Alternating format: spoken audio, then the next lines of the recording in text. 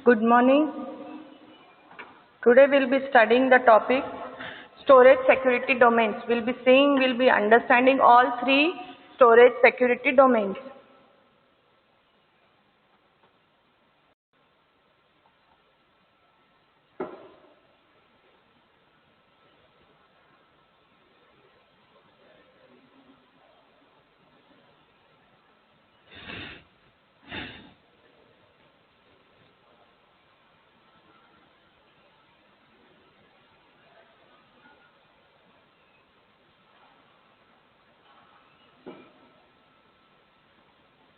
Storage security domain. We will be understanding this topic.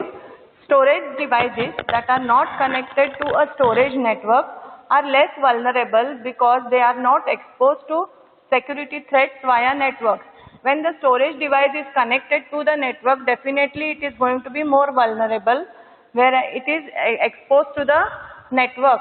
The devices which are not exposed to the network are definitely going to be less vulnerable.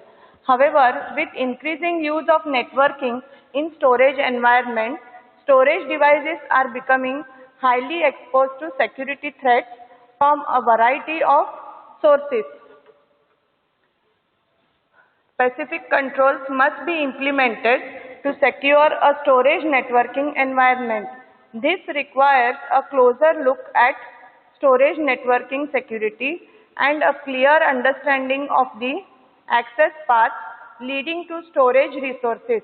If a particular path is unauthorized and needs to be prohibited by technical controls, one must ensure that these controls are not compromised. If each component within the storage network is considered a potential access point, one must analyze the attack surface that each of these access points provides and identify the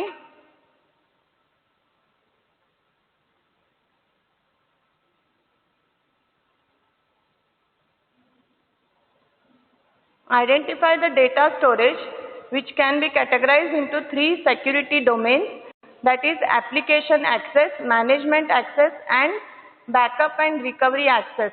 So therefore, these are the three important security domains, that is application, whenever a user is accessing an application from the storage or whenever the user is trying to manage the access, that is giving the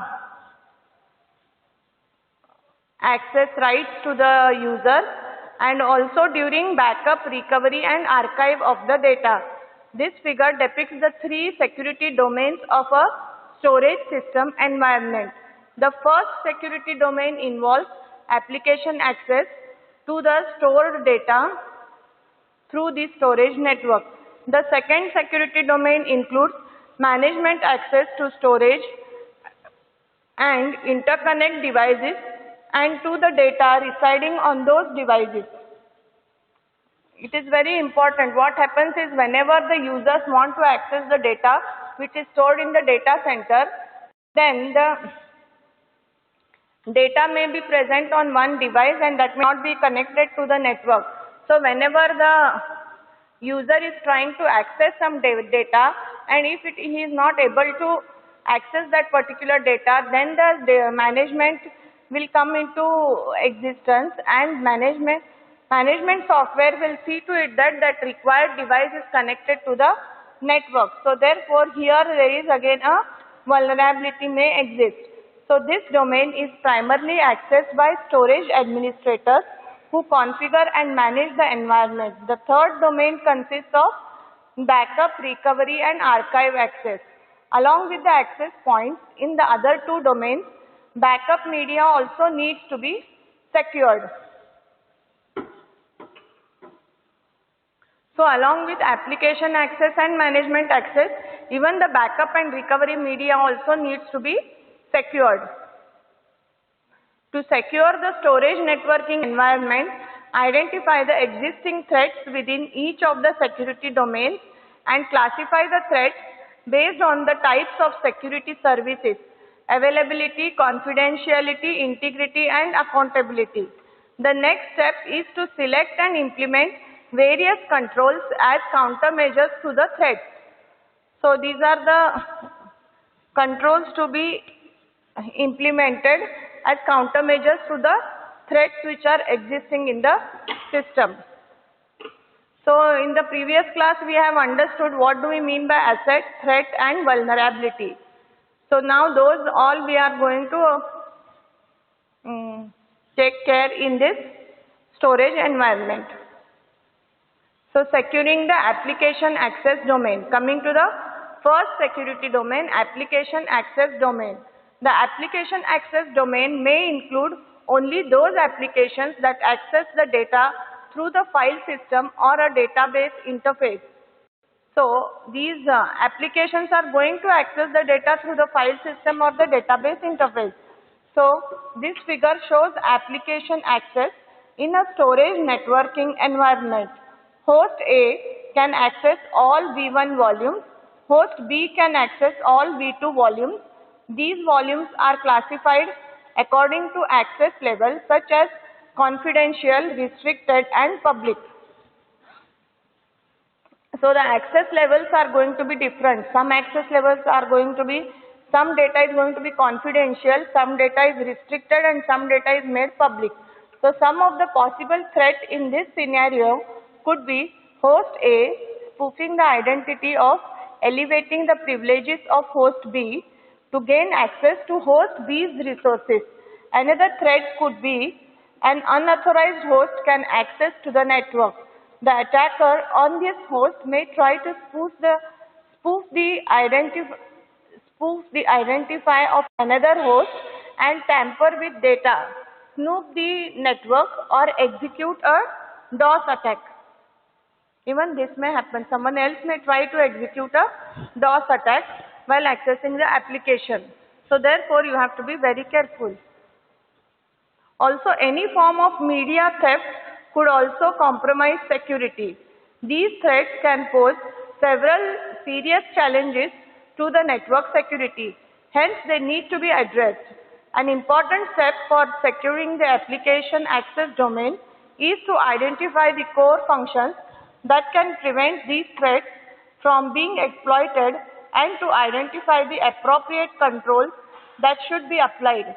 Implementing physical security is also an important consideration to prevent media theft.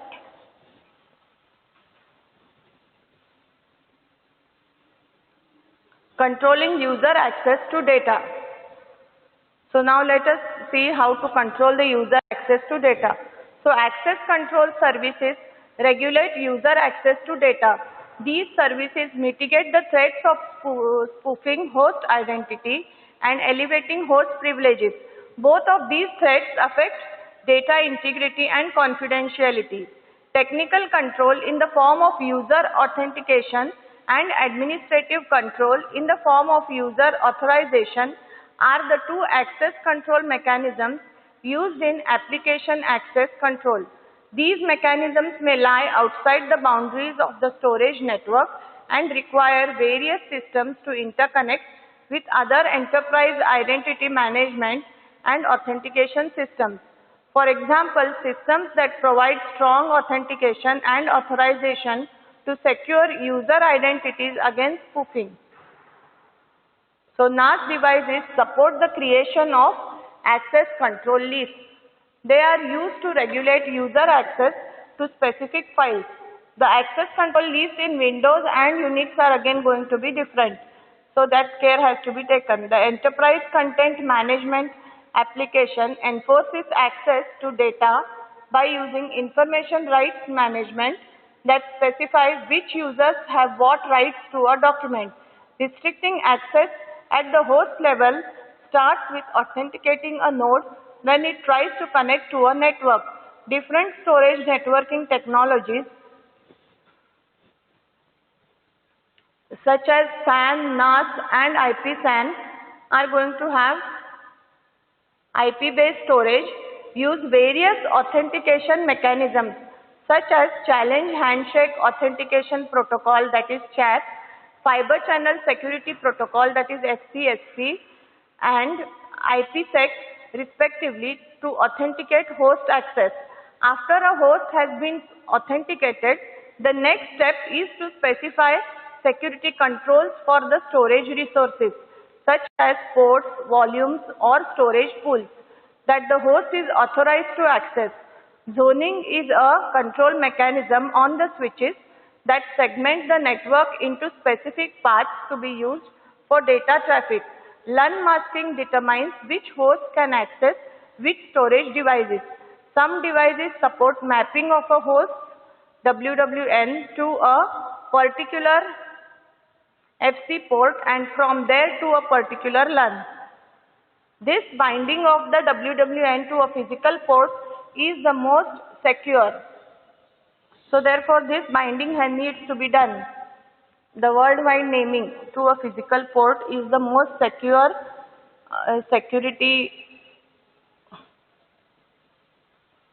function which is occurring in the storage domain.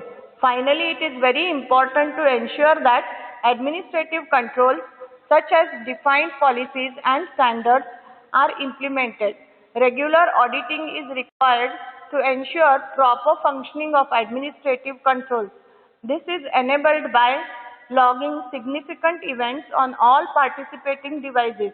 Event logging must be protected from unauthorized access because it may fail to achieve its goals if the logged content is exposed to unwanted modifications by an attacker.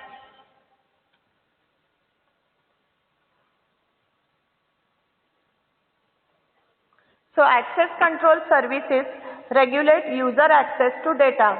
These services mitigate the threats of spoofing host identity and elevating host privileges. Both of these threats affect data integrity and confidentiality. So technical control in the form of user authentication and administrative control in the form of user authorization are the two access control mechanisms used in application access control. These mechanisms may lie outside the boundaries of the storage network and require various systems to interconnect with other enterprise identity management and authentication systems. For example, systems that provide strong authentication and authorization to secure user identities against spoofing. After a host has been authenticated, the next step is to specify security controls for the storage resources such as ports, volumes or storage pools that the host is authorized to access.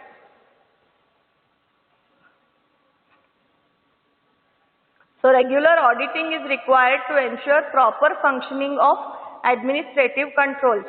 This is enabled by logging significant events on all participating devices. Event logging must be protected from unauthorized access because it may fail to achieve its goals if the logged content is exposed to unwanted modifications by an attacker. So this completes our first domain, security domain, that is application access. So next we will have to see how to protect the storage infrastructure.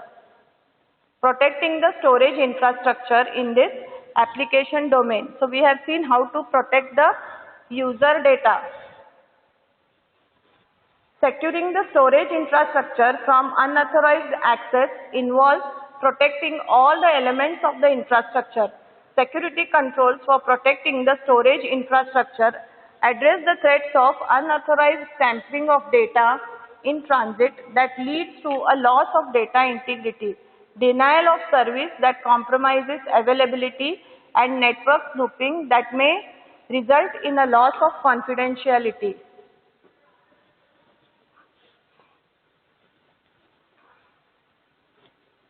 Application access domain threats. These are the application access domain threats, that is snooping host, spoofing host or user identity, unauthorized host.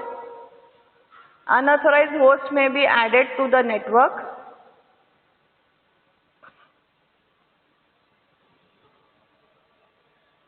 And media threats.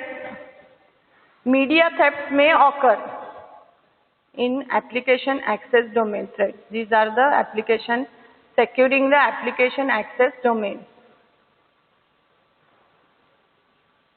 Controlling the user access to data. controlling host access to data. So protecting the storage infrastructure.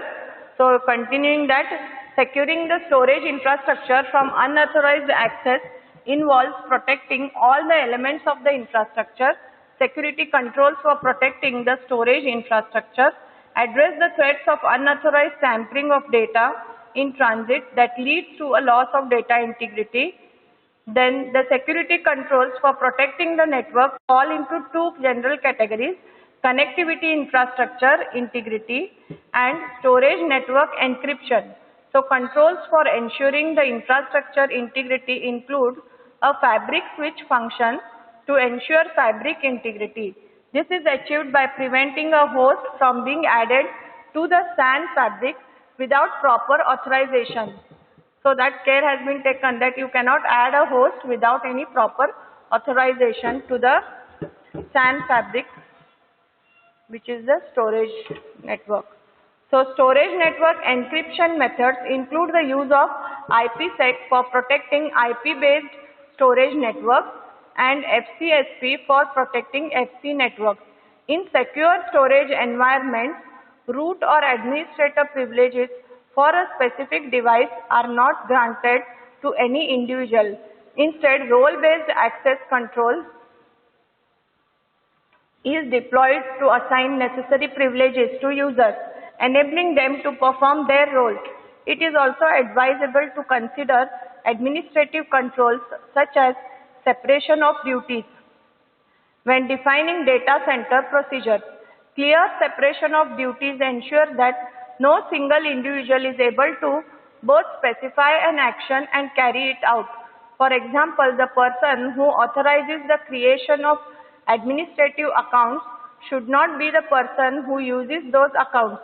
So securing management access is covered in detail in the next section.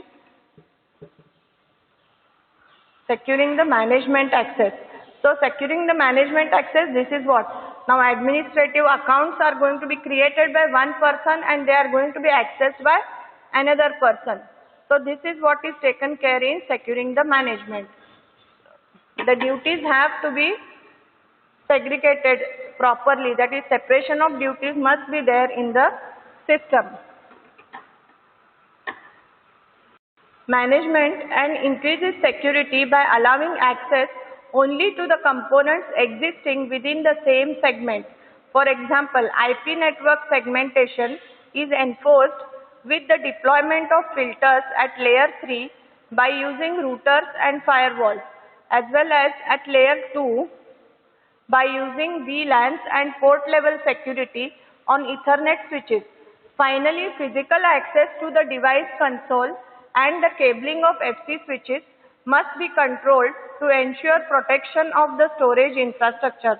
All other established security measures fail if a device is physically accessed by an unauthorized user. The mere fact of this access may render the device unreliable. So the second type of protection of infrastructure is data encryption. As I told, the most important aspect of securing data is protecting data held inside the storage arrays. Threats at this level include tampering with data which violates data integrity and media theft which comprises data availability and confidentiality. To protect against these threats, encrypt the data held on the storage media or encrypt the data prior to being transferred to the disk. It is also critical to decide upon a method for ensuring that data deleted at the end of its life cycle has been completely erased from the disk and cannot be reconstructed for malicious purposes. Data should be encrypted as close to its origin as possible. If it is not possible to perform encryption on the host device, an encryption appliance can be used for encrypting data at the point of entry into the storage network. So either the encryption should take place at the host device or before it enters into the storage network. So before it enters into the storage network, that is the public domain, the data needs to be encrypted and it should be kept It should be secured from the malicious user.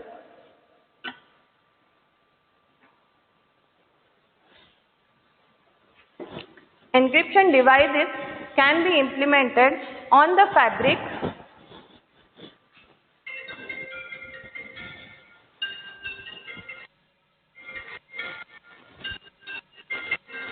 Hello?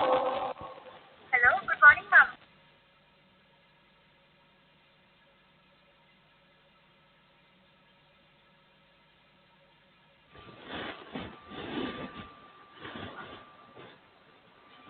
So encryption devices can be implemented on the fabric that encrypts data between the host and the storage media. These mechanisms can protect both the data at rest on the destination device and data in transit. So on NAS devices, adding antivirus checks and file extension controls can further enhance data integrity. In the case of content address storage, use of MD5 or SHA-256 cryptographic algorithms guarantee data integrity by detecting any change in content bit patterns. In addition, the content address storage data service ensures that the data has been completely scrubbed from the disk before the disk is discarded. An organization's data classification policy determines whether the disk should actually be scrubbed prior to discarding it, as well as the level of erasure needed based on regulatory requirements. Before discarding the disk, the data from the disk needs to be scrubbed off completely. Otherwise, the data is going to be at risk. It may be accessed by some unauthorized user, which is going to be dangerous for the business enterprise. So therefore, the disk needs to be scrubbed completely. Data should be encrypted as close to its origin as possible, that we have seen. And on NAS devices, adding antivirus checks and file extension controls can further enhance data integrity. So this also we have discussed now. So now let us see the management access domain threats. What are the management access domain threats? These are all what we discussed now was application access domain threats. So now we are going to see management access domain threats.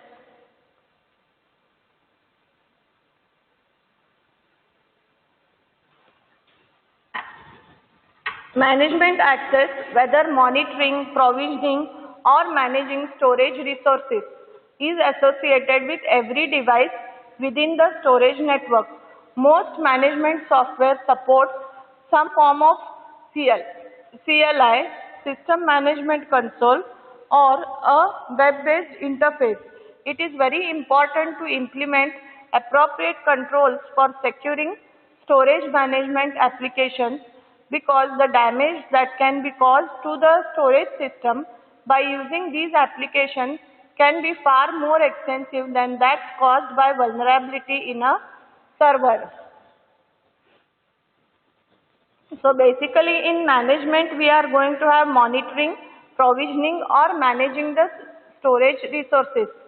So when we are managing all these things, it is very important to be very careful, and this may cause more damage to the system than the vulnerability in a server.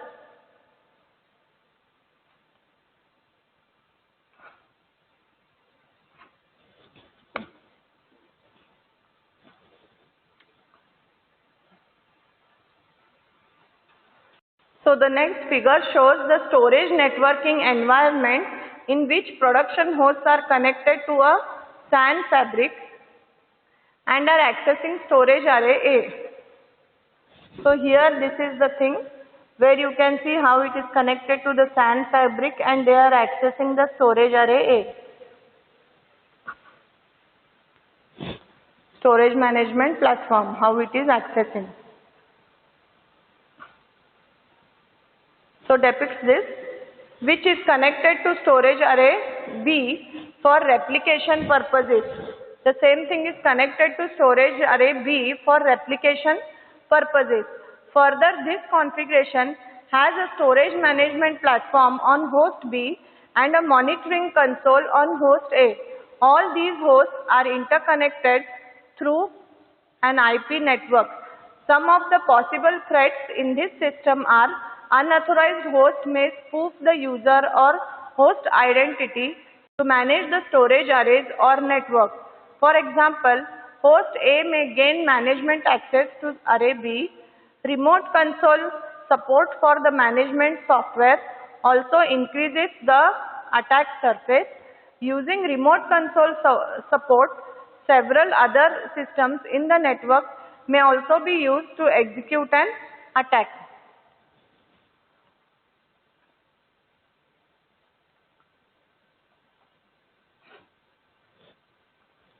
What are the security threats in management access domain? This is what we have seen, how there is going to be a production array, host B and host A and host B are connected to the storage through the IP network.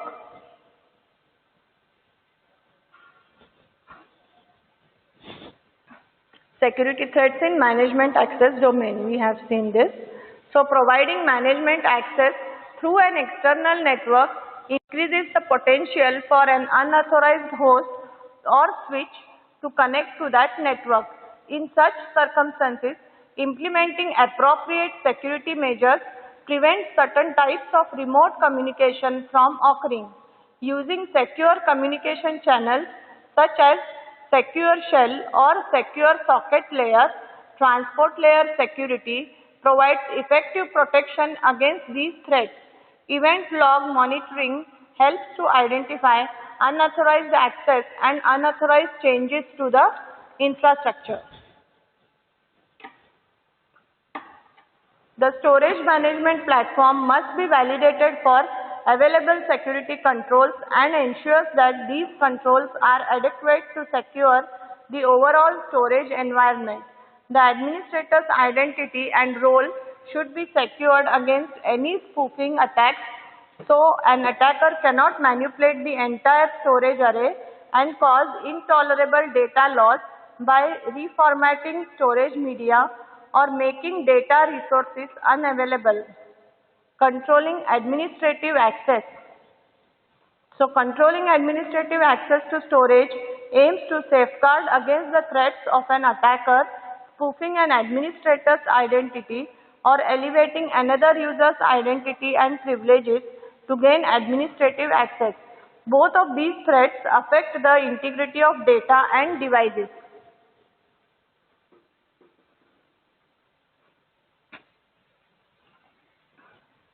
To protect against these threats, administrative access regulation and various auditing techniques are used to enforce accountability. Every storage component should provide access control. In some storage environments, it may be necessary to integrate storage devices with third-party authentication directories, such as lightweight directory, access protocol, or Active Directory.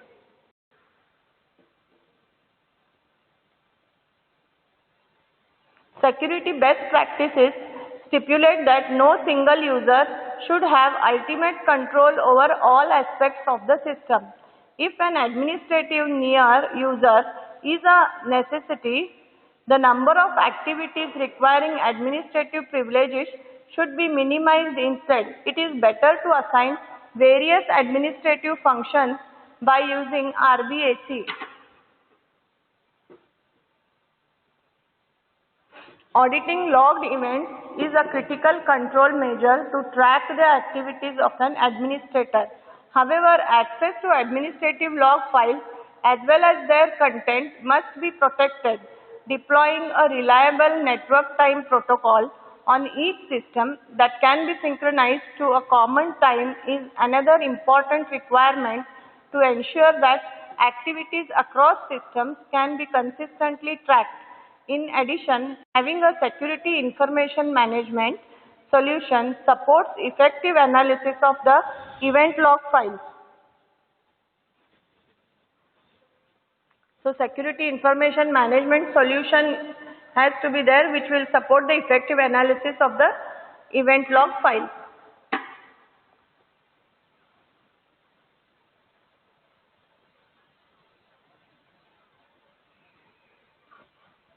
Securing the application access domain, we have seen protecting the storage infrastructure and protecting the data at rest by encryption.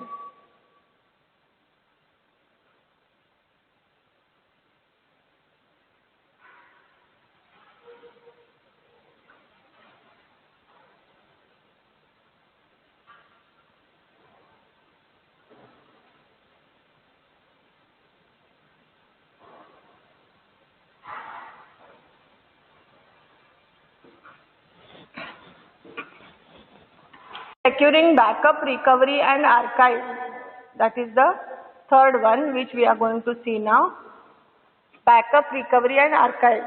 So that is also called as BURA, is the third domain that needs to be secured against attack. As explained in chapter 12, a backup involves copying the data from a storage array to backup media such as tapes or disks. Securing BURA is complex, is based on the BURA software accessing the storage arrays. It also depends on the configuration of the storage environment at the primary and secondary sites, especially with remote backup solutions performed directly on a remote tape device or using array-based remote replication. Organizations must ensure that the DR site maintains the same level of security for the backed up data. Protecting the BURA infrastructure requires addressing several threats, including spoofing the legitimate identity of a DR site, tampering with data network spoofing, DOS attacks, and media theft. Such threats represent potential violation of integrity, confidentiality, and availability. So the figure illustrates a generic remote backup design whereby data on a storage array is replicated over a disaster recovery network to a secondary storage at the disaster recovery site. In a remote backup solution where the storage components are separated by a network, the threats at the transmission layer need to be countered. Otherwise, an attacker can spoof the identity of the backup server and request the host to send its data.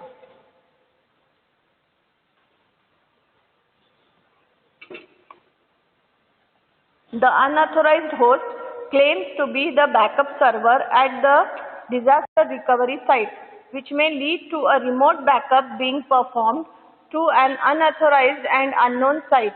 In addition, attackers can use the connection to the DR network to tamper with data, snoop the network for authentication data, and create a DOS attack against the storage devices.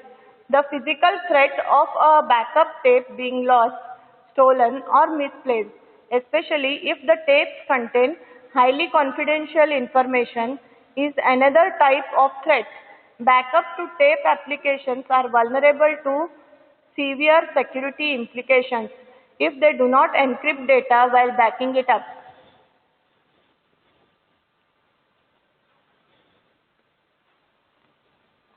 So the BURA domain threats are, this is the local site and this is the disaster recovery site, wherein the storage arrays are going to be present at both the sites, that is local site and the disaster recovery site, and there is going to be an unauthorized host which can be connected to the IP network, that is the disaster recovery network is there. So the unauthorized host can get connected to this disaster recovery network. Also a media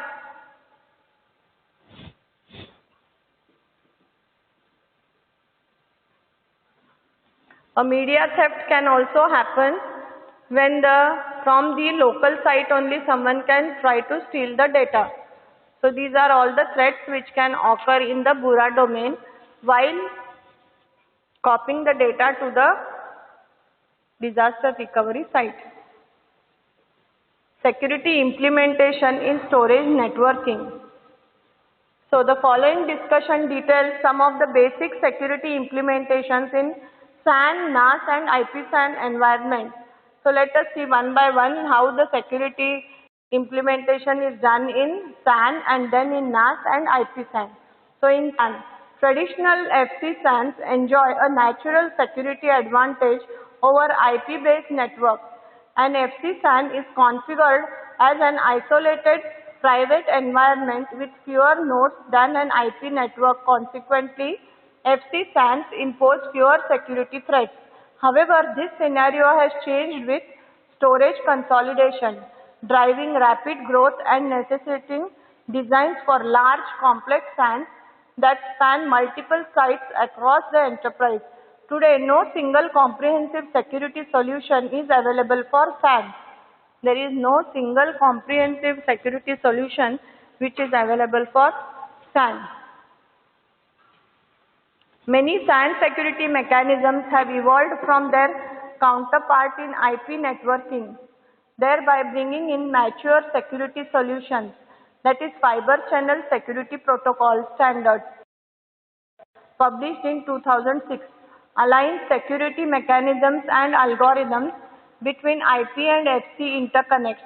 These standards describe protocols used to implement security measures in an FC fabric among fabric elements and endpoints within the fabric. They also include guidelines for authenticating FC entities, setting up session keys, negotiating the parameters required to ensure frame-by-frame integrity and confidentiality, and establishing and distributing policies across an FC fabric. The current version of the FCSP standard is referred to as FCSP1.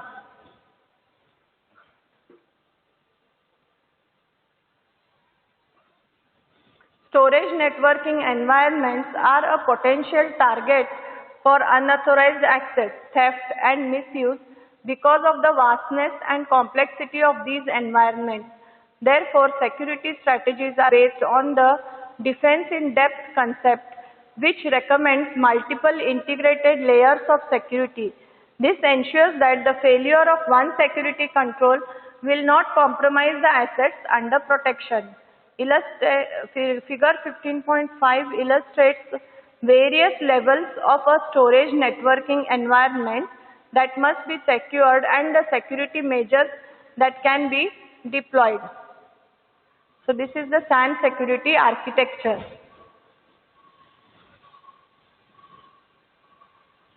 So you have got layers of security zones wherein if you fail in one, the other security zone will take care and security will be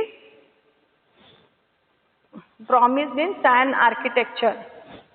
So this is the SAN security architecture. Security zone C, D, security zone E, F and G. All these are there wherein they are going to be in layers, and it starts from security zone A and B everywhere, that is security zone A is the administrator and security zone B is the firewall and security zone D is the host switches, that is where the hosts are going to be connected. Then security zone C is the access control switch, security zone F is the distance extension and security zone G is the switch storage through which the storage devices are connected to the network, that is zone G. So there are so many layers wherein if one of the layers fails also, the others are going to be intact, which will promise the user that the data is safe. SANs not only suffer from certain risks and vulnerabilities that are unique but also share common security problems associated with physical security and remote administrative access. In addition to implementing SAN-specific security measures, organizations must simultaneously leverage other security implementations in the enterprise. Provides a comprehensive list of protection strategies that must be implemented in various security zones. Note that some of the security mechanisms listed in the table are not specific to SAN but are commonly used data center techniques.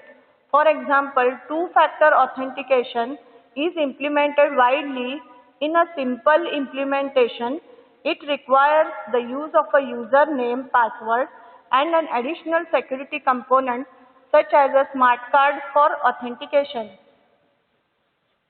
In addition to username and password, there will be another additional security component, that is going to be the smart card for authentication. Unless and until the user is authenticated, he will not be able to access the data in that particular SAN network. Basic SAN security mechanisms. LUN masking and zoning, switch-wide and fabric-wide access control, RBAC and logical partitioning of a fabric are the most commonly used SAN security methods. LUN masking and zoning. So LUN masking and zoning are the basic SAN security mechanisms used to protect against unauthorized access to storage. LUN masking and zoning were detailed earlier in Chapter 4 and Chapter 6. Standard implementations of storage arrays mask the LUN that are presented to a front-end storage port based on the WWPNs of the source HBAs. A stronger variant of LUN masking may sometimes be offered, whereby masking can be done on the basis of source FCIDs. Note that the FCID typically changes if the HBA is relocated across ports in the fabric. To avoid this problem, major switch vendors offer a mechanism to lock down the FCID of a given node port regardless of its location. Hard zoning or code zoning is the mechanism of choice in security conscious